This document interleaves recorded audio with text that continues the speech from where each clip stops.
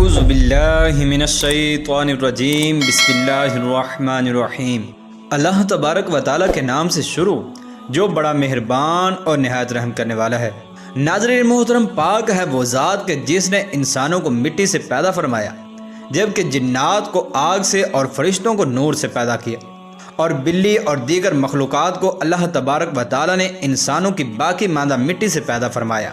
ناظرین محترم، دیگر جانوروں میں سے بلی کو یہ خصوصیت حاصل ہے کہ بلی آپ کے جنت یا جہنم میں جانے کا سبب بن سکتی ہے۔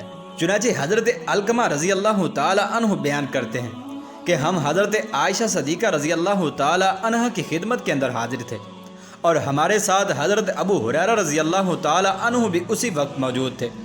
چنانچہ حضرت عائشہ صدیقہ رضی اللہ تعالی عنہ نے فرمایا کہ اے ابو ہریرہ، کیا آپ نے وہ حدیث بیان کی ہے کہ ایک عورت کو ایک بلی کے ستانے پر جہنم میں عذاب دیا گیا؟ تو حضرت ابو ہریرہ رضی اللہ تعالی عنہ نے عرض کیا، جی ہاں، میں نے حضور اکرم صلی اللہ تعالی علیہ وآلہ وسلم سے ایسے ہی سنا ہے۔ تو حضرت عائشہ صدیقہ رضی اللہ تعالی عنہ نے فرمایا کہ مومن اللہ کے نزدیک اس سے زیادہ قابل قدر ہے کہ اس کو صرف ایک بلی کی وجہ سے عذاب میں مبتلا کیا جائے۔ وہ عورت بلی پر ظلم کرنے کے ساتھ ساتھ کافرہ بھی تھی۔ اور ابو ہریرہ، آپ سن لیں کہ جب آپ حضور صلی اللہ تعالی علیہ وآلہ وسلم کی کوئی حدیث بیان کریں تو پہلے غور کر لیں کہ وہ حدیث کس طرح سے بیان کرنی ہے۔ ناظرین محترم، اس حدیث پاک سے پتہ چلتا ہے کہ ایک عورت نے بلی پر ظلم کیا اور اسے بھوکا باندھے رکھا اور کچھ بھی کھانے پینے کو نہ دیا، یہاں تک کہ وہ بلی بھوک سے تڑپ تڑپ کر مر گئی۔ چنانچہ وہ عورت کافرہ تھی۔ چنانچہ اللہ تبارک و تعالیٰ نے اسے جہنم کے اندر عذاب دو وجہ سے دیا، ایک اس کے کفر کی وجہ سے اور دوسرا بلی پر ظلم و ستم کرنے کی وجہ سے۔ ناظرین محترم، اس کے ساتھ آپ کو یہ بھی بتاتے چلیں کہ بلی آپ کے جنت میں جانے کا سبب بھی بن سکتی ہے۔ چنانچہ ابن عساکر نے اپنی تاریخ میں حضرت شبلی رحمۃ اللہ تعالی علیہ کے ایک دوست سے نقل کیا کہ انہوں نے حضرت شبلی رحمۃ اللہ تعالی علیہ کو وفات کے بعد دیکھا اور پوچھا کہ اللہ تبارک و تعالی نے آپ کے ساتھ کیا معاملہ فرمایا ہے؟ تو حضرت شبلی رحمۃ اللہ تعالی علیہ نے جواب دیا کہ اللہ نے مجھے اپنے سامنے کھڑا کر کے مجھ سے پوچھا، اے ابو بکر شبلی رحمۃ اللہ تعالی علیہ، تجھے کیا پتہ ہے کہ میں نے کس وجہ سے تمہیں بخش دیا؟ تو حضرت شبلی رحمۃ اللہ تعالی علیہ فرماتے ہیں کہ میں نے کہا کہ میرے اچھے کاموں کی بدولت۔ تو اللہ تبارک و تعالی نے ارشاد فرمایا، نہیں۔ تو آپ فرماتے ہیں پھر میں نے عرض کیا کہ میرے عبادت میں اخلاص کی وجہ سے؟ تو اللہ تبارک و تعالی نے ارشاد فرمایا، نہیں۔ پھر میں نے کہا کہ میرے حج، روزہ اور نماز کا ثواب؟ تو جواب ملا کہ نہیں، میں نے ان چیزوں سے تمہاری مغفرت نہیں کی۔ تو پھر میں نے عرض کیا کہ نیک لوگوں کے پاس میرے ہجرت کرنے کے لیے اور طلب علم کے لیے مسلسل سفر کے باعث؟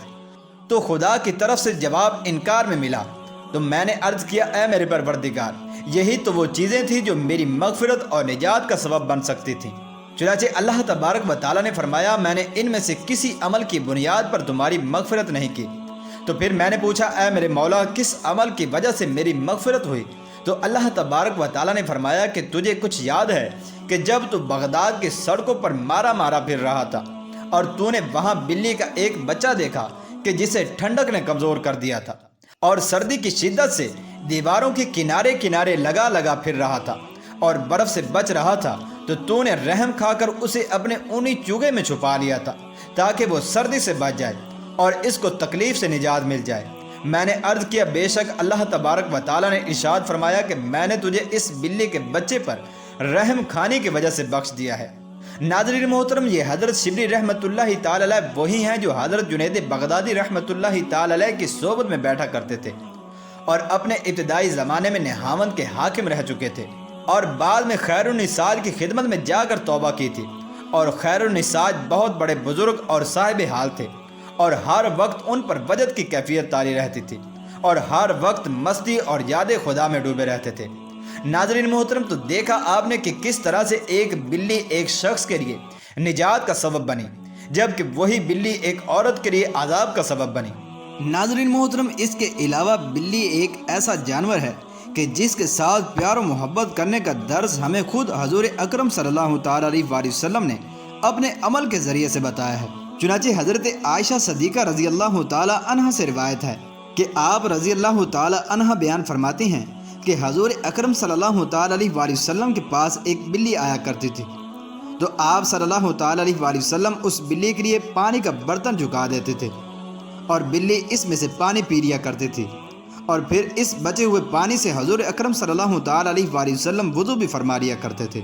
ناظرین محترم، اس حدیث پاک سے پتہ چلتا ہے کہ بلی ایک ایسا جانور ہے کہ جس کے ساتھ محبت اور الفت کرنے کا درس ہمیں خود حضور اکرم صلی اللہ تعالیٰ علیہ وآلہ وسلم نے سکھایا ہے۔ پیارے دوستو، اس کے علاوہ ایک حیران کن بات یہ ہے کہ اللہ تبارک و تعالیٰ نے کتے کے بعد بلی ایک واحد ایسا جانور ہے کہ جسے اللہ تبارک و تعالیٰ نے انسان کی حفاظت کے لیے پیدا فرمایا، اور بلی یہ واحد جانور ہے کہ جس کی بدولت پہلے انسان دنیا کے اندر محفوظ رہے، وگرنہ آج دنیا کے اندر کوئی بھی انسان باقی نہ رہتا۔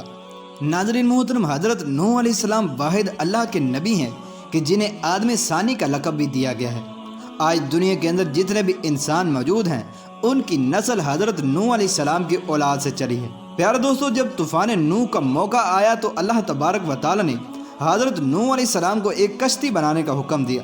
چنانچہ اس کشتی کی 3 منزلیں تھیں، ایک منزل پر جانور، جبکہ دوسری منزل پر انسان، اور تیسری منزل پر پرندے تھے۔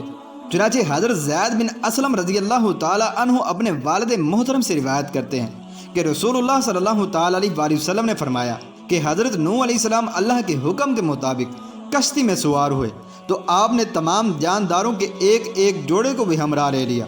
تو ان کے ساتھیوں نے کہا کہ ہم کیسے امن میں رہ سکتے ہیں جبکہ ہمارے ہمراہ کشتی میں شیر ہے؟ بس اللہ تبارک و تعالیٰ کی جانب سے شیر کو بخار آ گیا، جبکہ یہ زمین پر سب سے پہلا بخار تھا، اور اسی وقت سے شیر دائمی بخار میں مبتلا رہتا ہے۔ چنانچہ پھر اس کے بعد نوح علیہ السلام کے ساتھیوں کو ایک چوہے سے شکایت ہوئی کہ وہ اگر کشتی کے اندر سوراخ کر دے گا تو سارا پانی کشتی کے اندر آ جائے گا، جس کی وجہ سے تمام لوگ ہلاک ہو جائیں گے، اور اس کے علاوہ چوہا ہمارا کھانا پینا اور دیگر چیزیں بھی خراب کر دے گی۔ چنانچہ اللہ تبارک و تعالیٰ نے شیر کے دل کے اندر یہ بات ڈالی کہ وہ چھینک مارے۔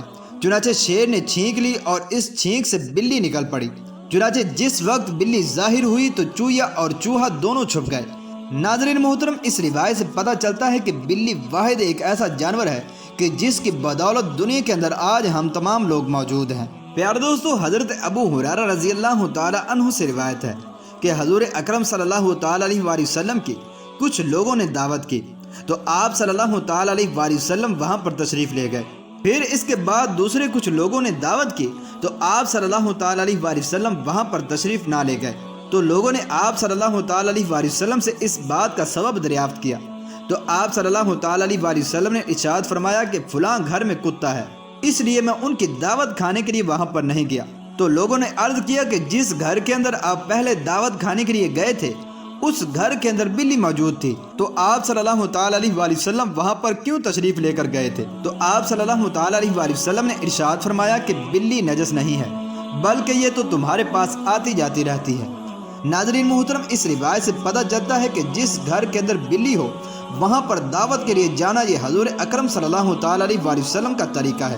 پیارے دوستو، آئیے اب آپ کو بتاتے ہیں کہ خواب کے اندر بلی کو دیکھنا کیسا ہے۔ ناظرین محترم، خواب میں بلی کو دیکھنا گھر کے محافظ اور نوکر کی طرف اشارہ ہے، اور اگر بلی کو کچھ چپٹتے دیکھنا تو اس سے مراد گھریلو چور ہے۔ چنانچہ اگر کوئی شخص بلی کو خواب کے اندر دیکھے کہ وہ پنجہ مار رہی ہے تو یہ خادم کے خیانت کرنے کی طرف اشارہ ہے۔ پیارے دوستو، اسی طرح اگر کسی نے دیکھا کہ بلی کاٹ رہی ہے تو یہ 1 سال بیمار ہونے کی علامت ہے، اور اگر کوئی شخص بلی دیکھے اس حال میں کہ وہ میاؤں میاؤں نہ کر رہی ہو تو دیکھنے والے کے لیے 1 سال خوشحالی کی پیش خیمہ بنتی ہے۔